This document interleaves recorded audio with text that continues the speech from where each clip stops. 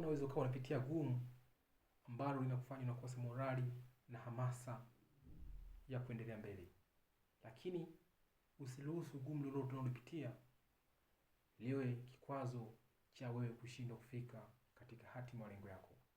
Badala yake, gumu lolote unalopitia litumie kama njia ya kwenda kuharakisha kasi ya mafanikio yako. Kumbuka, hakuna gumu linalodumu milele. Hakuna kipindi chochote kigumu ambacho kitadumu milele. Kwa hiyo unapaswa ujifunze kumshukuru Mungu kila jambo, kwa sababu kila jambo linalotokea mbele yako Mungu analo kusudi kubwa.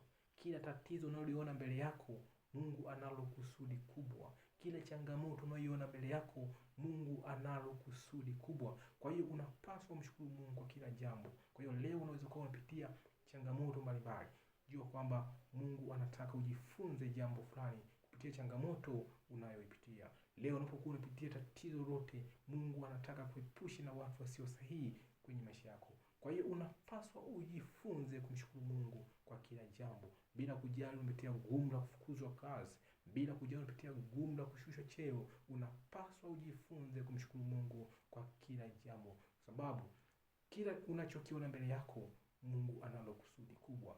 Each and everything God works for good. Bila kusahau, mafanikio yako ndiyo furaha yangu. Asanteni sana kunisikiliza. Mungu awabariki.